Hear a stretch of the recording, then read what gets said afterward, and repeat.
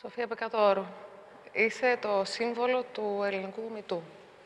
Είσαι τελικά η γυναίκα που έφερε ένα πολύ σημαντικό μετάλλιο στη χώρα, που ήταν ακριβώς η έναρξη της συζήτησης γύρω από το τι σημαίνει να είσαι σίγουρα γυναίκα σε μια κοινωνία σαν αυτή που ζούμε όλοι και επιπλέον έφερες το θέμα πέρα από τον εαυτό σου. Δηλαδή, όταν προχώρησε η συζήτηση γύρω από τη δική σου προσωπική ιστορία, εσύ δεν έμεινες εκεί, αλλά ξεσήκωσες πολύ κόσμο γύρω σου για να αρχίσουμε να συζητάμε για τα σημαντικά ζητήματα που άπτονται της σεξουαλικής διαπαιδαγώγησης, για το τι σημαίνει να μιλάμε στα παιδιά μας για το σώμα τους, τι σημαίνει το σώμα το ίδιο για τον καθένα από εμάς και πώς τελικά η πρόσβαση στην σεξουαλική παιδεία είναι ανθρώπινο δικαίωμα. Ένα ανθρώπινο δικαίωμα απαραίτητο για να διασφαλίσουμε τα υπόλοιπα δικαιώματά μας, που είναι η αξιοπρέπεια, είναι η ελευθερία, είναι η απόλαυση, είναι τελικά το να μπορείς να είσαι ο εαυτός σου. Αφροδίτη, χαίρομαι πολύ που τα αναφέρεις όλα αυτά, γιατί πραγματικά δεν πρόκειται για τη δική μου ιστορία. Εγώ είμαι ένα θύμα όπως είναι όλα αυτά, όλοι οι άνθρωποι που έχουν πονέσει, ανεξαρτήτως φύλου, έχουν κακοποιηθεί και έχουν χρειαστεί χρόνια για να επανέλθουν μετά από ένα τέτοιο βίωμα. Το τραύμα, όπως γνωρίζεις και εσύ, δεν έχει χρόνο και όταν κάποια στιγμή το θύμα καταφέρνει και μιλάει, καταρχάς το παραδέχεται στον εαυτό του και μετά μπαίνει σε μια διαδικασία να το αντιμετωπίσει, τα βήματα είναι πολύ αργά και πολύ δειλά μέχρι να φτάσεις να υψώσεις το ανάστημά σου και να μπορέσεις να δεις τον εαυτό σου, τον καθρέφτη, χωρίς να το συχαίνεσαι. Νομίζω ότι καλό είναι κάποιος να αντιληφθεί ότι το κόστος του να βγει κάποιος και να μιλήσει ανοιχτά για ένα τέτοιο τραύμα είναι πολύ μεγαλύτερο από οποιοδήποτε κέρδος μπορεί κάποιος να υποψιαστεί. Γιατί το κέρδος εδώ δεν αφορά εσένα, το κέρδος αφορά συνολικά την ελληνική κοινωνία που άρχισε σιγά σιγά να κοιτάζει τον εαυτό της στον καθρέφτη. Όπως το αναφέρεις, δεν υπάρχει κέρδος. Αν για μένα κάτι έχουμε καταφέρει όλοι μαζί, σαν σύνολο, είναι ότι πλέον δεν τρεπόμαστε να μιλήσουμε ανοιχτά. Είναι το γεγονός ότι τις προάλλες μία κοπέλα μπόρεσε και προστάτευσε τον εαυτό της. Είναι το γεγονός ότι μία μητέρα μπόρεσε και είπε stop σε ένα κακοποιητή πατέρα. Είναι το γεγονός ότι ένας συγγενής το ξανασκέφτηκε δεύτερη φορά πριν κάνει κάτι το οποίο δεν θα έπρεπε ούτε καν να σκέφτεται. Αυτό είναι το κέρδος. Κάτι όμως που δεν αλλάζει τόσο εύκολα σε μια κοινωνία και η δική μας η κοινωνία είναι πατριαρχική, δηλαδή τα νούμερα πλέον το δείχνουν. Δεν έχουμε εναρμονιστεί με τις τάσεις και τις κατευθύνσεις της Ευρώπης. Εμείς το μόνο που πρέπει να κάνουμε είναι να ακολουθήσουμε τις αρχές της UNESCO. Εάν το κάνουμε αυτό, ξεκινώντας από μικρή ηλικία, μέσα από το σχολείο, με την παιδεία, νομίζω ότι τουλάχιστον οι επόμενες γενιές δεν θα βιώσουν αυτό που εμείς τώρα μοχθούμε για να αλλάξουμε και που οι προηγούμενοι από εμάς το θεωρούσαν μια κανονικότητα. Γιατί αν μιλήσουμε για τη γενιά πριν από εμάς, δεν έβλεπαν κάτι μεμπτό σε όλα αυτά που συζητάμε, γιατί το σώμα δεν ήταν δικό τους, ήταν πώς μας βλέπουν οι άλλοι. Τώρα λοιπόν νομίζω ότι η τεχνολογική εξέλιξη μπορεί να ακολουθηθεί και να συμπορευτεί και με μια εξέλιξη στον τρόπο που σκεφτόμαστε και στον τρόπο που αλλάζει και η κοινωνία για να συμβαδίσει με όλη αυτή την αλλαγή που υπάρχει κοινωνικοπολιτικά. Και ουσιαστικά οι νέες γενιές να μπορούν να γνωρίζουν ότι το σώμα είναι δικό τους, ότι είναι δικαίωμά τους, αναφέρεται το δικαίωμά τους να μπορούν να λένε όχι και να ακούγονται, να έχουν την απόλαυση, να μπορούν να έχουν σχέσεις μεταξύ τους οι οποίες να βασίζονται στο σεβασμό και όχι στην κατάχρηση εξουσίας. Κοίταξε, το ξέρουμε ότι οι κοινωνίες εξελίσσονται. Κατά συνέπεια, το να λέει κάποιος ότι πάντα έτσι ήταν τα πράγματα δεν σημαίνει τίποτα. Οι κοινωνίες δεν εξελίσσονται πάντα με έναν τρόπο που τις καθιστά πιο ανοιχτές ή πιο ελεύθερες. Είναι πολλές αυτές οι χώρες που γίνονται όλο και πιο συντηρητικές, όλο και πιο βαθιά επικίνδυνες τελικά για τους ίδιους τους πολίτες τους. Κατά συνέπεια, νομίζω ότι ειδικά όταν βρισκόμαστε σε χώρες όπως είναι η Ελλάδα, μια ευρωπαϊκή χώρα στην οποία τα ανθρώπινα δικαιώματα δεν βρίσκονται εκεί που θα έπρεπε να βρίσκονται στην ατζέντα και των πολιτικών προσώπων, αλλά και όσων μπορούν να επηρεάζουν τα πράγματα, θεωρώ ότι αυτές οι συζητήσεις όπως η σημερινή, συζητήσεις δηλαδή που απευθύνονται σε ένα κοινό που δεν είναι ήδη μοιημένο, δηλαδή Εμείς μιλάμε μεταξύ μας και συμφωνούμε και μεταξύ μας. Αλλά θεωρώ ότι μιλώντας από το Delphi Economic Forum, και ευχαριστώ και εγώ τον κύριο Τσομόκο που επέτρεψε τελικά, ή μάλλον ήταν τόσο ανοιχτός στο να γίνει μια τέτοια συζήτηση, δείχνει ότι είναι ανάγκη να μιλήσουμε σε επικεφαλείς μεγάλων επιχειρήσεων, σε ανθρώπους που έχουν πρόσβαση στο δημόσιο λόγο, σε ανθρώπους που επηρεάζουν τα πράγματα και να μας ακούσουν. Δεν ξέρω τι είναι πιο επαναστατικό, το ότι μιλάμε σε ένα οικονομικό φόρουμ για αυτή την ιστορία ή αν μιλάμε στο πλαίσιο των 200 χρόνων από την Επανάσταση. Γιατί τελικά δείχνει σχεδόν επαναστατικό.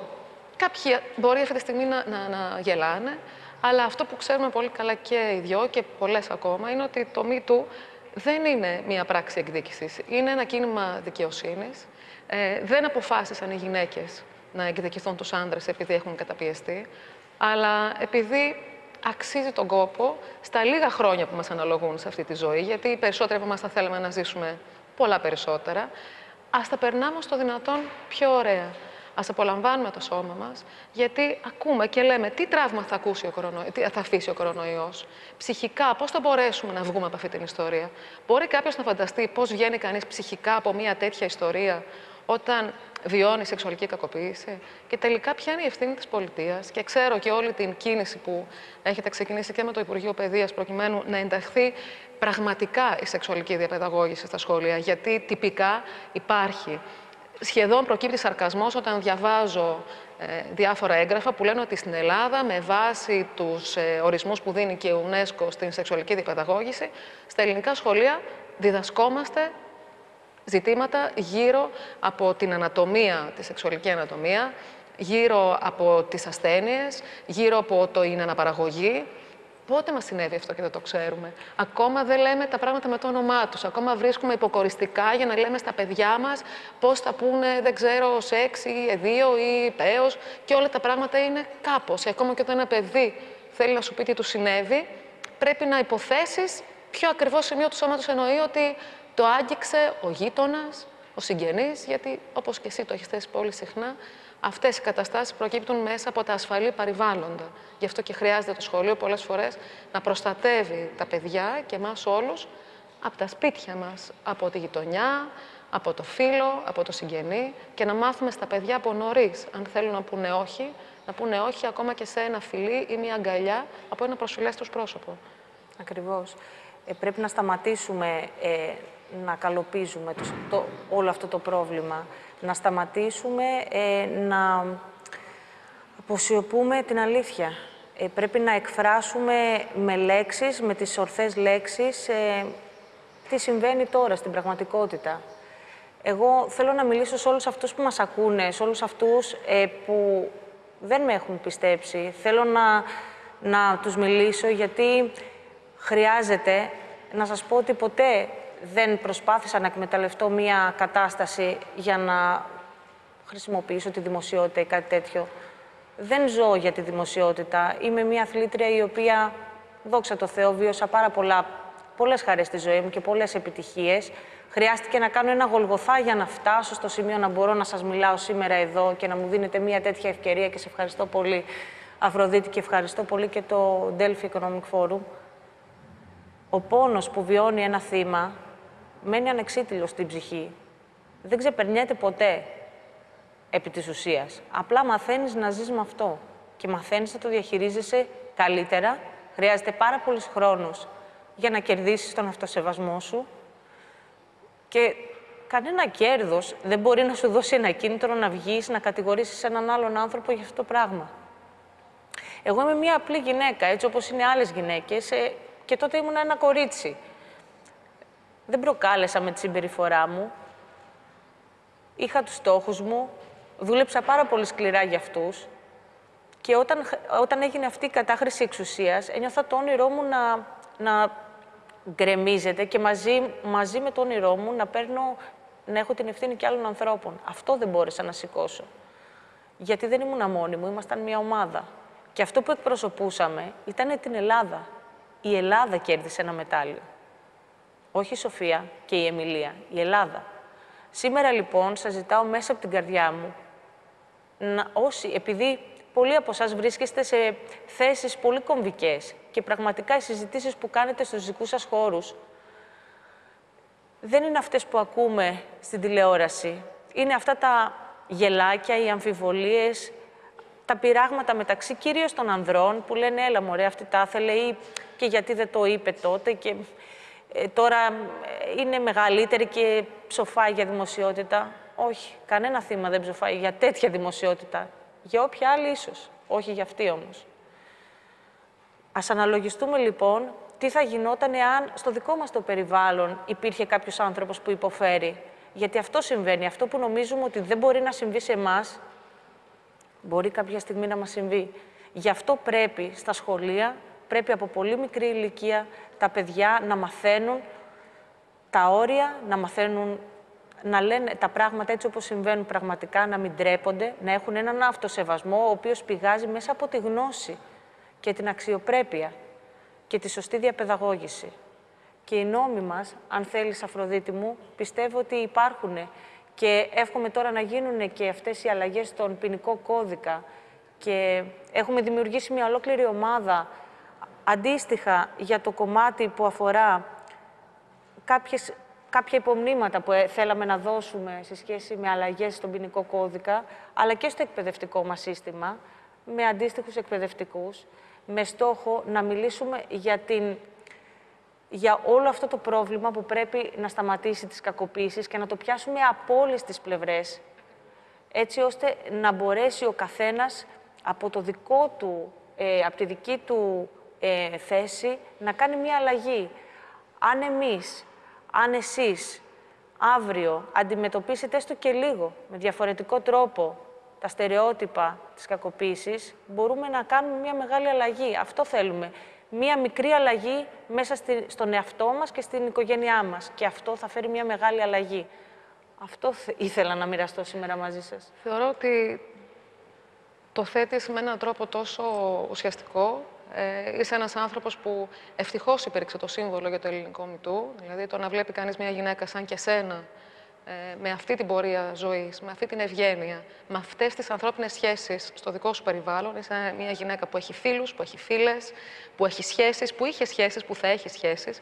Και το λέω γιατί πολύ συχνά, όχι αναγκαστικά τόσο χιουμοριστικά, τίθεται και ένα θέμα φόβου, μην τυχόν και ποινικοποιηθεί το φλερτ, μην τυχόν και οι άντρες φοβούνται να πούνε μια κουβέντα και η γυναίκα παρεξηγηθεί. Και εγώ θα ήθελα με τη σειρά μου να διαβεβαιώσω τους άνδρες ότι δεν κινδυνεύουν από οποιαδήποτε δίωξη σε περίπτωση που μας φλερτάρουν, σε περίπτωση που μας πούνε ότι είμαστε όμορφες.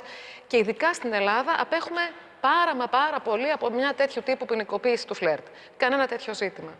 Από εκεί και πέρα ισχύει αυτό που λες, γιατί και εγώ έχω βρεθεί σε συζητήσεις που είπανε «έλα μωρέ». Δηλαδή, αν υπάρχει ένα hashtag που λέγεται MeToo, υπάρχει ένα άλλο hashtag που λέγεται «έλα μωρέ». Και εκεί πάλι λες, ωραία, έλα μωρέ. Αν συνέβαινε το ίδιο στην κόρη σου, θα ήταν όλα εντάξει. Θα λέγαμε πάλι, έλα μωρέ. Δηλαδή, ας μπούμε λίγο πιο βαθιά σε αυτή την ιστορία. Ας μπούμε λίγο πιο βαθιά στο πόσο κοντά είναι όλα αυτά. Ας αρχίσουμε να μιλάμε πιο ανοιχτά για αυτή την ιστορία που λέγεται σεξ, γιατί όποιος μας ακούει και όποιος βρίσκεται εδώ σήμερα, έτσι έχει προκύψει. Δηλαδή, φοβόμαστε να μιλάμε για το σεξ τη στιγμή που είμαστε όλοι προϊόντα του σεξ που έκαναν οι γονείς μας.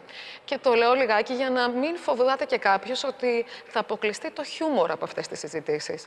Κάθε άλλο. Και όταν μιλάμε και για την ανάγκη της σεξουαλικής διαπαιδαγώγησης στα σχολεία, φυσικά και μιλάμε διαφορετικά ανάλογα με την ηλικία ενός παιδιού, εκτός πια αν θέλει κάποιος να ανακαλύψει τι είναι αυτή η ιστορία, μόνο όταν βλέπει τα παιδιά του να έχουν γκουγκλάρει, αναζητώντας το history μέσα στο διαδίκτυο, εικόνες που είναι πολύ μακριά από την πραγματικότητα. Γιατί όλη αυτή η διαπαιδαγώγηση που συζητάμε αφορά τις ανθρώπινες σχέσεις.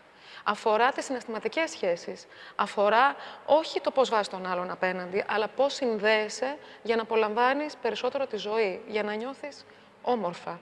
Σήμερα εσένα ο γιος σου γίνεται 12 χρονών. Και το λέω γιατί εσύ πάνω απ' όλα, όπως και πολλές άλλες γυναίκες που έχουν βρεθεί στη θέση σου, και ο καθένας μας ξεχωριστά, έρχεται να αναλογιστεί ως γυναίκα και ως μητέρα τι γιους μεγαλώνουμε. Γιατί όταν απορούμε με τη συμπεριφορά των ανδρών, θα πρέπει να απορρίσουμε λιγάκι και με τη συμπεριφορά τη δική μας ως προς το τι νοοτροπία καλλιεργήσαμε. Και ξέρεις κάτι, επειδή αναφέρθηκες και στο περιστατικό της κοπέλας που φυσικά και βγήκε και είπε ότι την κυνηγούσε ένας άντρας. Δηλαδή και όλοι λέγανε εντάξει, δεν της έκανε και τίποτα. Το τρομακτικό δεν είναι τι έκανε εκείνος. Το τρομακτικό είναι να διαβάζεις τις αντιδράσεις στο διαδίκτυο που λένε μην ντύνεστε κι εσείς έτσι για να μην σας κυνηγάμε. Τι το ήθελε τόσο κοντό. Δηλαδή βλέπουμε στους τοίχους της γειτονιάς γραμμένο δεν είναι το ρούχο. Και το γράφουν γυναίκες αυτό, γιατί πολύ συχνά, όπως και στην Αμερική που υπάρχει αντίστοιχο κίνημα που έχει να κάνει με το What were you wearing, η πρώτη ερώτηση που γίνεται στα αστυνομικά τμήματα όταν καταγγέλει μια γυναίκα ένα βιασμό είναι τι φορούσες. Δεν το λέω εγώ, το λέει το αντίστοιχο κίνημα που έχει ανθρώπους πολύ δυνατούς, πολύ δυναμικούς. Σίγουρα θέλουμε τους άντρες σε αυτή τη συζήτηση, αλλά σίγουρα αυτό είναι ένα κομμάτι μιας πολύ μεγαλύτερης ανάγκης που υπάρχει για να αρχίσουμε να καταλαβαίνουμε πόσο σημαντικό είναι το σώμα μας, πώς αυτό συνδέεται με τις σχέσεις που έχουμε με τον εαυτό μας, πώς αυτό επηρεάζει τις ανθρώπινες σχέσεις μας και τελικά το τι ζωή καλούμαστε να ζήσουμε. Ακριβώς. Δεν νομίζω ότι υποτιμάμε τους άντρες όταν η ερώτηση είναι τι φόραγες. Γιατί έτσι δείχνει ότι βλέπουμε τους άντρες σαν να είναι ζώα. Δηλαδή να μην υπάρχει λογική μέσα στο κεφάλι τους και ότι άμα τους αφήσεις ανεξέλεγκτους θα χυμίξουν. Δηλαδή, προς Θεού, είμαστε στο 2021. Δεν μπορεί ο ένας να σέβεται τον άλλον. Δεν έχει καμία σχέση. Δηλαδή, κάπως πρέπει να γίνει ένα μπαμ στην κοινωνία μας να ξυπνήσουμε. Νομίζω ότι το πρώτο μπαμ το έχουμε λόγω καραντίνας. Ναι. Ακούμε πλέον, είμαστε πιο ευαίσθητοι με αυτά που συμβαίνουν γύρω μας, αλλά κάπως πρέπει να ταρακουνηθούμε περισσότερο, γιατί μιλάμε ότι όλα τα φύλλα πρέπει να μπορέσουμε να συμπορευτούμε όλοι μαζί, να υπάρχει μια αρμονία, να υπάρχει μια ωριμότητα στις σχέσεις. Δεν είμαστε ζώα. Μακάρι σε κάποιες φάσεις τα ζώα ίσως περισσότερο σέβονται από ό,τι σεβόμαστε εμείς σε κάποια πράγματα. Εμείς σίγουρα δεν έχουμε καμία δικαιολογία. Από εκεί και πέρα το θεσμικό πλαίσιο έχει τεράστια σημασία, γιατί όχι, δεν μπορούμε να περιμένουμε την κοινωνία από μόνη της να οριμάσει. Ούτε βεβαίως θεωρούμε ότι το να γίνει κάτι νόμος απευθείας γίνεται και πράξη. Αλλά από την άλλη θα πρέπει να γίνει σαφές ότι είναι και θεσμικό το ζήτημα, ότι οφείλουμε να έχουμε νόμους που όχι μόνο προστατεύουν, αλλά και προάγουν την παιδεία μας γύρω από αυτά τα ζητήματα. Και επανέρχομαι στο θέμα, ακριβώς, και επανέρχομαι στο θέμα της σεξουαλικής διαπαιδαγώγησης στα σχολεία. Και εκεί το τονίζω και χαίρομαι που βρίσκομαι εδώ εκπροσωπώντας το Ίδρυμα Ωνάση, γιατί έχουμε μιλήσει πολύ για αυτά τα ζητήματα. Έχουμε κάνει και ημερίδες και συνέδρια. Είμαστε από εκείνους που φωνάζουν πολύ. Αυτή τη στιγμή, όποιος θέλει, μπορεί να μπει και στο pod.gr. Έχουμε κάνει μια ολόκληρη σειρά με podcasts για την σεξουαλική διαπαιδαγώγηση, ειδικά για εφήβους, όπου μιλάνε έφηβοι. Έχει σημασία να μην μιλάμε διδακτικά για αυτά τα πράγματα, να μην υψώνουμε το δάχτυλο και να λέμε έτσι γίνεται. Αρκεί κάποιος να καταλάβει το πόσες πολλές παραμέτρους έχει η σεξουαλική διαπαιδαγώγηση. Δηλαδή, αν κάποτε μιλούσαν γι' αυτό προκειμένου να μην κάνει σεξ μια γυναίκα πριν να παντρευτεί, λες και αυτό θα άλλαζε τη ζωή της, σαν να είναι το γεγονός που μετά από αυτό δεν είσαι πια ο ίδιος. Μετά ξανασυζητήθηκε το θέμα με το HIV και όλη την έκρηξη του AIDS, οπότε αναγκαστικά μιλούσαμε για τα νοσήματα και ξανά δεν ξέραμε τι ακριβώς συμβαίνει. Τώρα καλούμαστε να το συζητήσουμε, γιατί τα φαινόμενα της κακοποίησης είναι πάρα πολλά. Και υπόψη ότι διαβάζαμε και μία μελέτη πρόσφατα που δημοσιεύτηκε στο The Atlantic για την πτώση του intimacy, αυτής δηλαδή της στενής σχέσης που έχουν οι άνθρωποι και προκύπτει και μέσα από την σωματική επαφή. Οι άνθρωποι κάνουν λιγότερο σεξ. Και απ' την άλλη, τα φαινόμενα σεξουαλικής κακοποίησης κάθε άλλο παρά μειώνονται. Από τη μια μιλάμε για το δικαίωμα του αυτοπροσδιορισμού, αν είμαι άντρας, αν είμαι γυναίκα, αν είμαι κάτι άλλο. Και την ίδια στιγμή οι πράξεις βίας για όποιον δεν εμπίπτει μέσα σε κάποιο στερεότυπο είναι εκεί έξω. Και είναι πραγματικά τρομακτικό να ακούς ανθρώπους στο στενό σου οικογενειακό περιβάλλον ή στο στενό σου κοινωνικό περιβάλλον, που υποτίθεται ότι έχουν την τυπική εκπαίδευση, όταν τοποθετώνται γύρω από αυτά τα κοινωνικά θέματα, οι απόψεις τους να είναι τόσο ακραία οπισθοδρομικές. Και το λέω με αυτή τη βεβαιότητα, γιατί έχω απορρίσει πολλές φορές. Δεν είναι θέμα μόρφωσης, είναι θέμα παιδείας, είναι θέμα ενσυναίσθησης, είναι θέμα του να σεβόμαστε τους γύρω μας και τον εαυτό μας. Είναι επιτακτική η ανάγκη, ειδικά με τη χρήση του διαδικτύου, με το sexting που κάνουν τα παιδιά, με όλες αυτές τις εικόνες που έχουν από την πορνογραφία, Ακριβώς. να συνειδητοποιήσουν ότι το σεξ δεν είναι πορνό. Το σεξ είναι μια ευχαρίστηση μεταξύ δύο ανθρώπων που μπορεί να καταλήξει κάποια στιγμή σε αναπαραγωγή, αλλά μπορεί να είναι και απλή απόλαυση. Γιατί δεν είμαστε ζώα. Αλλά πρέπει να υπάρχει συγκατάθεση. Και επίσης να καταλάβουμε και όλοι μας ότι όταν μιλάμε για τη σεξουαλική διαπαιδαγώγηση, δεν εννοούμε ότι θα βγάλουμε χειρίδια καμασούτρα που θα μοιραστούν στα σχολεία. Μην ανησυχείτε καθόλου γι' αυτό. Όσο και θα ήταν χρήσιμο σε κάποιες περιπτώσεις, αργότερα τουλάχιστον. Αλλά εκεί θα πρέπει να συνταχθούν και δυνάμεις της κοινωνίας που παίζουν ρόλο. Δηλαδή, εγώ θα ήθελα πραγματικά να ακούσω την Εκκλησία να πει ανοιχτά ότι συντάσσεται με την ιδέα της ένταξης της σεξουαλικής διαπαιδαγώγησης στα σχολεία, προφανώς μέσα από ανθρώπους που ξέρουν να το διδάσκουν, που ξέρουν για τι πράγμα μιλάνε, που μπορούν να απαντήσουν σε δύσκολες ερωτήσεις. Και εκεί η παιδεία θα αποκτήσει το περιεχόμενο που πρέπει. Δεν έχουμε βρεθεί όλοι σε άβολες θέσεις, να μας ρωτάνε τα παιδιά μας και να μην ξέρουμε ποια είναι η σωστή απάντηση. Ας αφήσουμε το σχολείο να κάνει αυτή τη δουλειά. Και στο τέλος, ενδεχομένως, τα παιδιά θα έρχονται και θα μας λένε τι πρέπει να πούμε. Είναι τόσες φορές που τα παιδιά μας λένε «Έλα, μαμά, το ξέρω, από σένα θα περίμενα να μου το πεις». Προσωπικά, προσπαθώ να μιλάω ανοιχτά, να παρακολουθώ τα δεδομένα για να επιλέγω τις σωστές λέξεις και τις σωστές στιγμές για να μιλήσω για αυτά. Εμένα οι γονείς μου δεν μου μίλησαν για αυτά τα ζητήματα. Ούτε εμένα. Και ας είχα γονείς πολύ ανοιχτόμυαλους, γιατί δεν ξέραν πώς να το κάνουν. Όχι γιατί δεν ήθελαν. Μέσα από το παράδειγμα, μου έδειξαν ότι οφείλουμε να σεβόμαστε το σώμα. Θυμάμαι τη μητέρα μου να γίνεται έξαλλη με τέτοιες ιστορίες που ακούγαμε. Έχω δει τη μητέρα μου να αποδέχεται ανθρώπους κάθε σεξουαλικού προσανατολισμού στο σπίτι, χωρίς ποτέ να τίθεται τέτοιο ζήτημα. Και έτσι έζησα με ένα καλό παράδειγμα. Αλλά η άγνοιά μου ήταν βαθιά. Και δεν θέλω αυτή την άγνοια να την έχουν τα παιδιά μου και τα παιδιά κανενός. Και για να μην ζήσουν εμπειρίες σαν τη δική σου, όλοι έχουμε λίγο πολύ τέτοιου τύπου εμπειρίες. Και εγώ όταν σε άκουσα να μιλάς είπα, μα τι λέμε τώρα, ποια γυναίκα δεν έχει περάσει κάτι τέτοιο. Και είναι δυστυχές το να ακούμε και γυναίκες να λένε αυτό το έλα μωρέ. Ναι. Άρα ας μπούμε σε μία λίγο πιο, πιο ανθρωπιστική θέση γύρω από αυτά τα ζητήματα. Ας αφήσουμε κάτω τις άμυνές μας. Κανένας δεν θέλει να πυροβολήσει κανέναν. Εσύ έχεις δει άντρες να δακρύζουν συνειδητοποιώντας ότι έχουν ασκήσει βία, γιατί και οι ίδιοι δεν το είχαν καταλάβει. Και ας δούμε τι κάνουμε με αυτό το σώμα για όσο καιρό το έχουμε. Δεν θέλουμε ήρωες, θέλουμε ανθρώπους. Θέλουμε ο ένας να σταθεί δίπλα στον άλλον. Και αν επιλέξουμε μία ηρωική πράξη, ας είναι να κάνουμε μία αλλαγή στο κομμάτι της παιδείας, έτσι ώστε να προστατεύσουμε τις νέες γενιές. Σοφία, σε ευχαριστώ πάρα πολύ. Και εγώ σε ευχαριστώ, Αφροδίτη. Ευχαριστούμε όλους σας.